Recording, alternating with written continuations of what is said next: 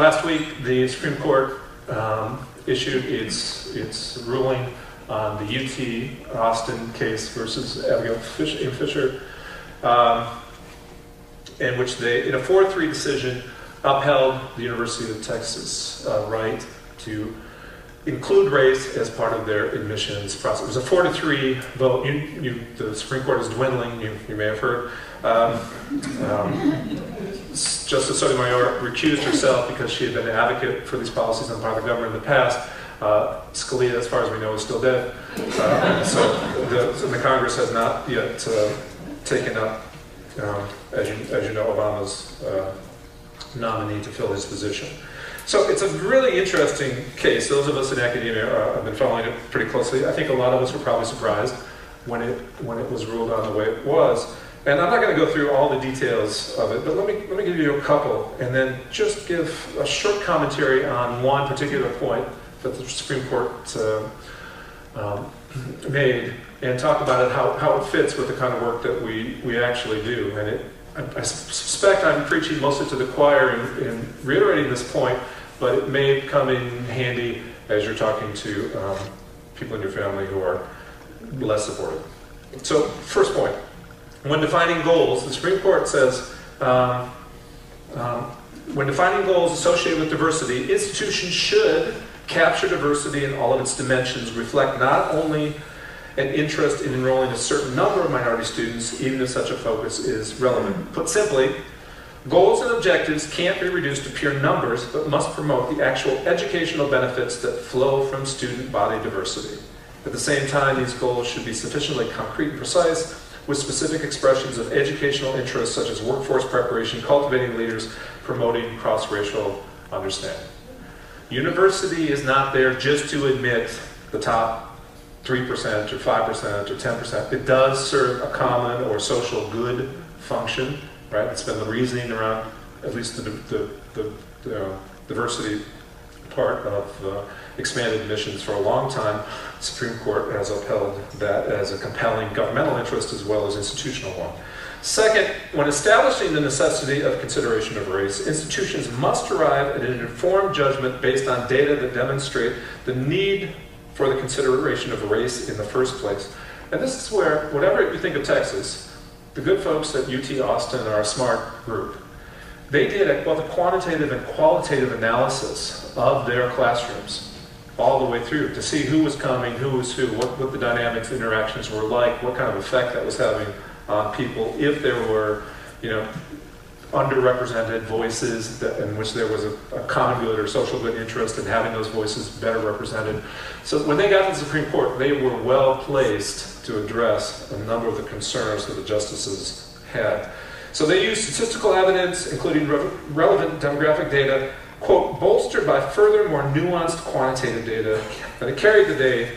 The university demonstrated need by noting that, for example, only 21% of undergraduate classes with 5 or more students in them, so a fifth of the classes that had 5 or more students in them, had more than one African American enrolled. All right? Lots of places around the country, it would be even less than that. Grand Valley certainly would be fewer than that. And then, crucially, they say, Austin paired this statistical data with qualitative evidence, including the experiences of loneliness and isolation reported by minority students.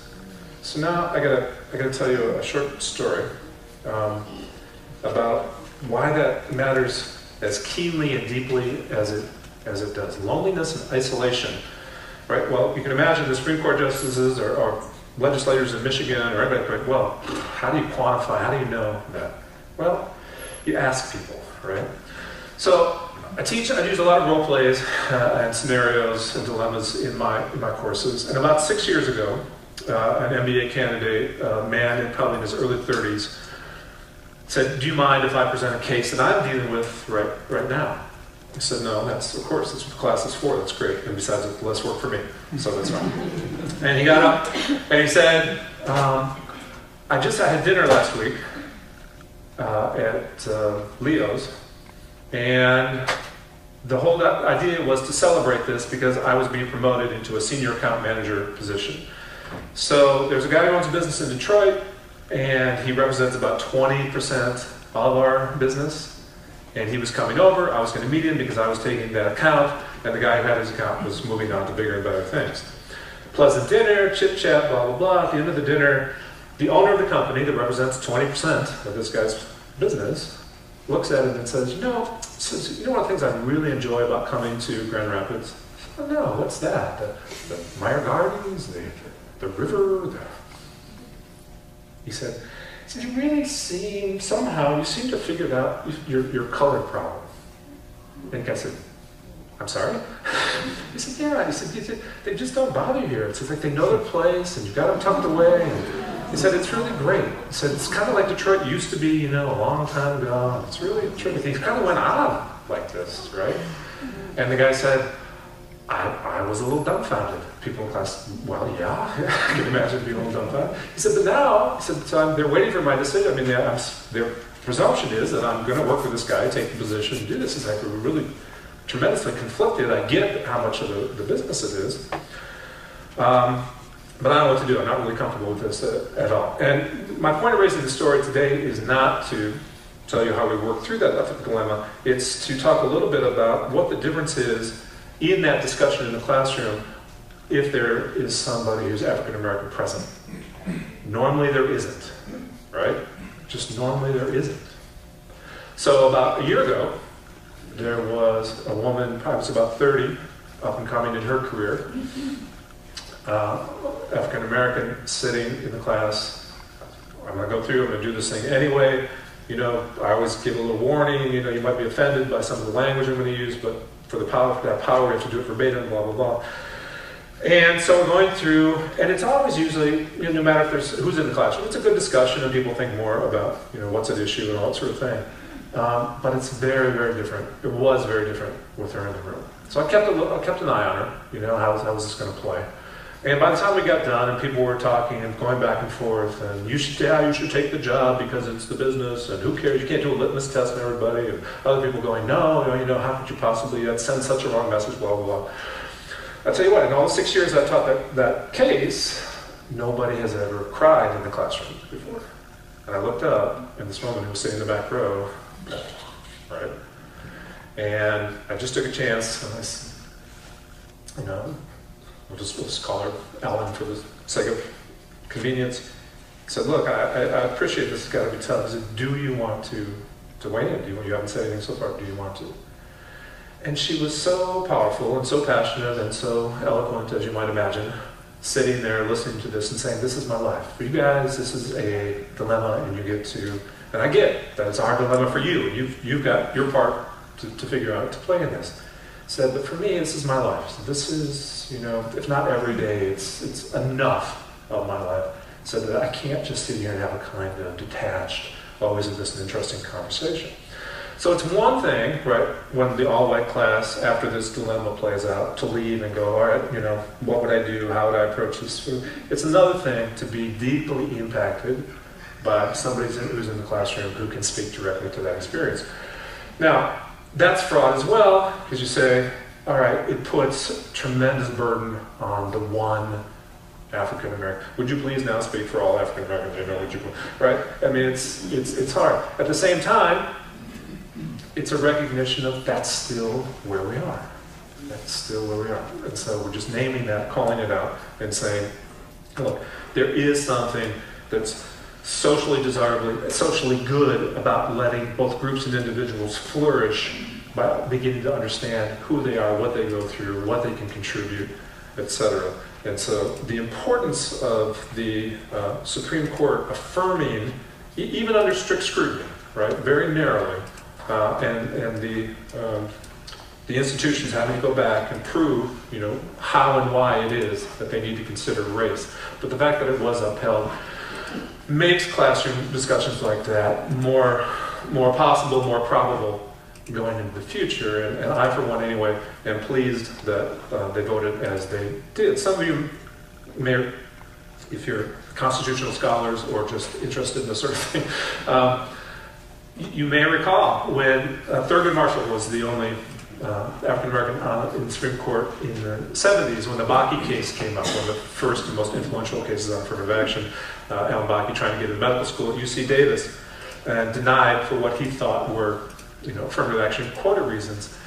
And the Supreme Court deliberating that, and Justice Stevens and Powell, in their own deliberations, came to Marshall at some point before the decision was announced and said, all right, Thurgood, we get it. This is a dilemma. Sociological history, everything points to we need to address this in some way. But if we do this, if we allow these institutions to consider race, how long are we going to have to do this for? And they're thinking in their heads, they said, well, another 20 years, 1977, 78.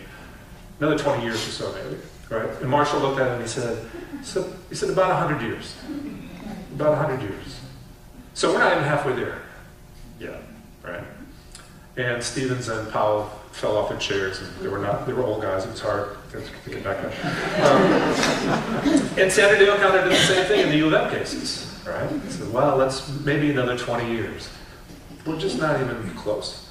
If we begin to understand science from a scientific point of view, why we're not close, and what it takes to really overcome it, affirmative action certainly is one very good, clear social policy that we can continue to champion. What's the other one? I may have mentioned this last time, I don't remember.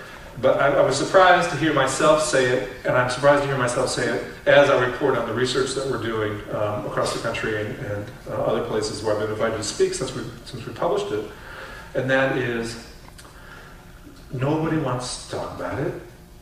Nobody's making any push for it. But guess what? Out of all the educational reforms of the last 50 years that actually worked, showed some promise, were working, integration. Integration was the one that worked. The gap in achievement between Black and Hispanic and white test scores narrowed considerably. The white students, as everybody feared, did not fall off the map. They did continue to do just as well as they did before. Generationally, it made a huge difference. Charlotte Mecklenburg schools in North Carolina had probably the longest experience. They were one of the first to integrate and one of the last to take advantage of Supreme Court decisions that eroded integration mandates. So a lot of scholars look at Charlotte Mecklenburg as a way to say, well, did anything really happen? The evidence is overwhelmingly positive that it was a good thing for us to be doing if, in fact, we wanted to reduce the achievement gap and help people understand each other cross-culturally so that, since we're already so diverse, we could work together in ways that didn't produce what Putnam calls his turtle effect, where we hunker down. Where at that young age, middle school and high school, we really begin to understand, know one another, work together, close achievement gaps, distribute resources more equally, and actually build a society that was closer to this diversity model that so many of us talk about, right?